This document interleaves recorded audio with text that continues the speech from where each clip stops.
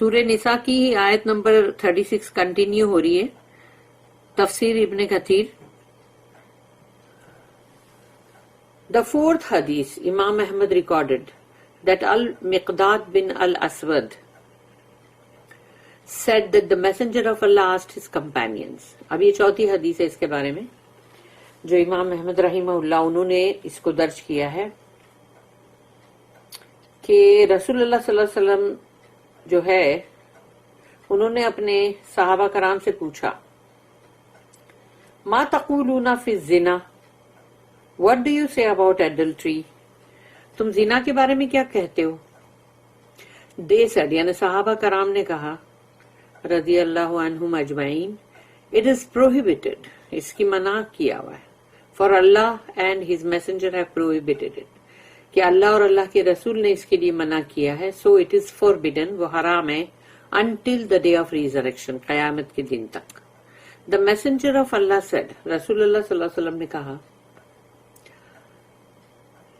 لَإِن يَزْنِيَ الرَّجُلُ بِعَشْرِ نِسْوَةٍ أَيْسَرُ عَلَيْهِ مِنْ أَنْ يَزْنِيَ بِامْرَأَةِ جَارِهِ. For a man to commit adultery with his neighbor's wife is worse than if he commits adultery with 10 women.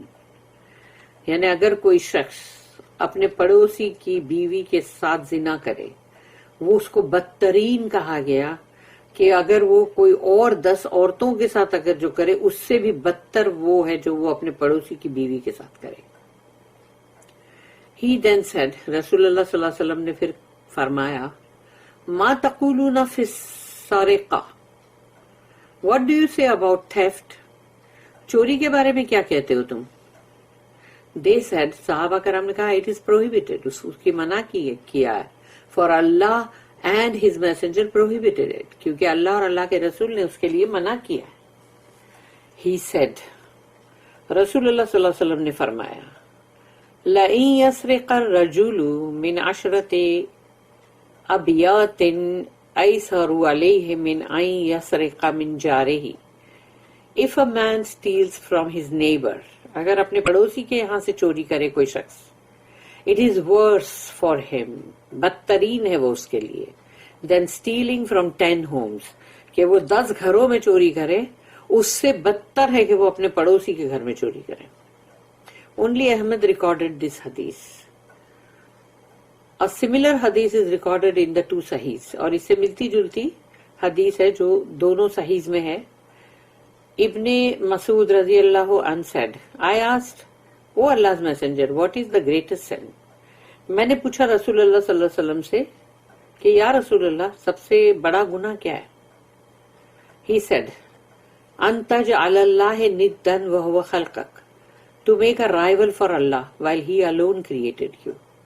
کہ اللہ کے مقابلے میں لا کے کھڑا کر دو کسی اور کو جبکہ وہ اکیلا تھا جس نے تمہاری تخلیق کی, جس نے بنایا تم کو. I said then, تو میں نے پھر کہا اور اس کے بعد he said, پھر رسول اللہ صلی اللہ علیہ وسلم نے فرمایا ان تقتل ولدک خشیۃ ان یطعم معک, to kill your offspring for fear that he might share your food with you. کہ تم اپنی اولاد کو مار دو اس خوف سے کہ وہ تمہارا کھانا جو ہے وہ شیئر کرے گا. I said then, اس کے بعد تو رسول اللہ صلی اللہ علیہ وسلم نے فرمایا اس کے بعد ان تزانیہ حلیلہ جارک, to commit adultery with your neighbor's wife, کہ تم اپنی پڑوسی کی بیوی کے ساتھ زنا کرو. The 5th hadith, امام احمد recorded that. اس کے یہ 5ویں حدیث جو ہے وہ یہ ہے کہ عائشہ رضی اللہ عنہا asked the messenger of Allah صلی اللہ علیہ وسلم, I have 2 neighbors, so whom among them should I give my gift? حضرت عائشہ رضی اللہ عنہا نے رسول اللہ صلی اللہ علیہ وسلم سے پوچھا میرے 2 پڑوسی ہیں تو پھر مجھے اگر کوئی چیز دینی ہے تو میں کس کو دوں؟ رسول اللہ صلی اللہ علیہ وسلم نے فرمایا he said, إِلَىٰ أَقْرَبِهِمَا مِنْكِ بَابًا, the neighbor whose door is the closest to you. وہ پڑوسی جس کا دروازہ تمہارے قریب آتا ہے اس کو. البخاری narrated this hadith اور البخاری میں یہ حدیث ہے. We will elaborate on this subject in the tafsir of سورہ برا, اور اسی ٹاپک پہ بھی اور بھی اس کو ڈیٹیل میں پڑھیں گے سورہ توبہ کی پڑھنے کے ٹائم پر انشاءاللہ. اور and upon him we depend, یعنی اللہ پر ہے ہم ڈیپینڈ کرتے ہیں. وَالصَّاحِبِ بِالْجَنْبِ وَابْنِ السَّبِيلِ, the companion by your side, the wayfarer you meet, یعنی وہ تمہارا ساتھی جو تمہارے بازو میں ہے, اور پھر دوسرا وہ کہ جو مسافر ہے جس سے تم ملاقات کرو. being kind to slaves and servants, اپنے غلام نوکر باندی سب کے ساتھ نرماس کا سلوک. اللہ said وَمَا مَلَكَتْ أَيْمَانُكُمْ, and those slaves whom your right hands possess, اور وہ غلام اور باندیاں جو تمہارے سیدھے ہاتھ کی ملکیت ہے. This is an order to be kind to them because they are weak. یہ حکم ہے کہ ان کے ساتھ نرماس کا سلوک کرو کیونکہ وہ کمزور ہیں. being held as captives by others, کیونکہ ان کو مطلب قیدی بنا کے مطلب دوسروں نے لایا ہے. An authentic hadith records that during the illness that preceded his death, the messenger of Allah sallallahu alaihi wasallam continued advising his ummah. جب رسول اللہ صلی اللہ علیہ وسلم کی طبیعت ناساز ہو گئی, وہ بیمار ہو گئے تھے, جو ان کی مطلب موت کے بالکل قریب تھا, وفات کے, تو رسول اللہ صلی اللہ علیہ وسلم جو ہے وہ اپنی امت کو ایک ساں یہی نصیحت کرتے جا رہے تھے. الصلاح الصلاح وما ملکت ایمانکم, protect the prayer and those slaves whom your hands possess, کہ تمہاری نماز جو ہے اس کی حفاظت کرو, نماز کی حفاظت کرو, اور وہ باندی اور غلام جو تمہارے سیدھے ہاتھ کے possession ہے, ملکیت ہے, ان کی بھی. He was repeating it until his tongue was still. وہ چیز کہتے ہی رہے جب تک کہ ان کی زبان رک نہیں گئی. امام Ahmad recorded that al-Miqdam bin Madi Karib said that the messenger of Allah sallallahu alaihi wasallam said, رسول اللہ صلی اللہ علیہ وسلم نے فرمایا, ما أطعمت نفسك فهو لك صدقہ, what you feed yourself is a صدقہ, charity for you. جو تم اپنے آپ کو کھلاتے ہو وہ صدقہ ہے, وہ چیریٹی ہے تمہارے لیے. وما أطعمت ولدك فهو لك صدقہ, what you feed your children is صدقہ for you. جو تم اپنے بچوں کو کھلاتے ہو وہ بھی صدقہ ہے تمہارے لیے. وما أطعمت زوجتك فهو لك صدقہ, what you feed your wife is صدقہ for you. جو تم اپنی بیوی کو کھلاتے ہو وہ بھی تمہارے لیے صدقہ ہے. وما أطعمت خادمك فهو لك صدقہ, what you feed your servant is صدقہ for you. اور جو تم اپنے نوکروں کو کھلاتے ہو وہ بھی, یعنی وہ غلام اور باندیاں, وہ بھی صدقہ ہے تمہارے لیے, یعنی تمہاری لیے وہ تمہاری طرف سے صدقہ ہوتا ہے. النسائی recorded this hadith which has an authentic chain of narration. All the thanks are due to Allah. اور یہاں اللہ کا ہم شکر ادا کرتے ہیں کہ یہ حدیث جو ہے اور یہ بالکل صحیح حدیث ہے. عبداللہ بن عامر said to a caretaker of his, عبداللہ بن عامر جو ہے رضی اللہ عنہ, انہوں نے اپنے ایک مطلب کیئر ٹیکر جو ان کا جو بھی دیکھ بھال کر رہا تھا اس سے کہا, did you give the slaves their food yet? کیا تم نے جو یہ غلام ہیں ان کا کھانا ان کو دے دیا ابھی تک؟ He said no. تو کیئر ٹیکر جو تھا اس نے کہا نہیں.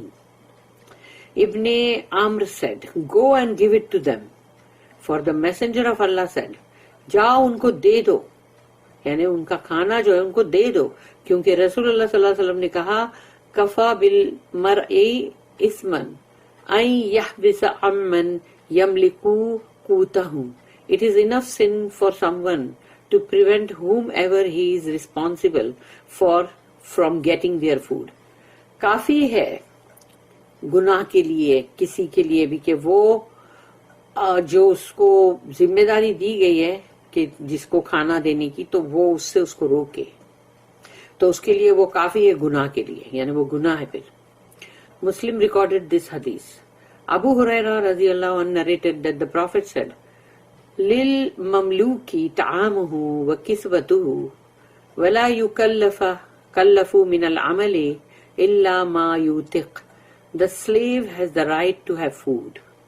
جو تمہارے غلام اور تمہاری قنیز ہے ان کا حق ہے کہ ان کو کھانا ملے، clothing کپڑا ملے، and to only be required to perform what he can bear of work. اور جو کام بھی کرنے کے لائق وہ ہے وہی کام وہ کرے. مسلم also recorded this hadith اور یہ صحیح مسلم میں بھی ہے. ابو ہریرہ رضی اللہ عنہ said narrated that the Prophet said صلی اللہ علیہ وسلم کہ رسول اللہ صلی اللہ علیہ وسلم نے فرمایا اذا اتی احدکم خادمہ بطعامہ فإن لم یجلسہ معہ فلیناولہ لقمہ او لقمتین او اکلتا او اکلتین فإنہ ولی حرہ وعلاجہ. When your servants brings meals to one of you, جب تمہارا کوئی بھی خادم تمہارا کھانا لے کر آئے یا تم میں سے کسی ایک کو بھی کھانا وہ لا کے دے, if he does not let him sit and share the meal, تو اگر وہ اس کو اپنے ساتھ نہیں بٹھاتا کہ اپنا کھانا اس کے ساتھ بانٹے, then he should at least give him a mouthful, تو کم سے کم وہ اس کو منہ بھر کے کھانا دے, یعنی ایک نوالا بھر کے, اور 2 mouthfuls یا اس کو 2 لقمے دے of that meal, اس کھانے میں سے, اور a meal or 2, یا پھر اس کو کھانا ہی دے, for he has prepared it, کیونکہ اس نے تو بنا کے لایا ہے.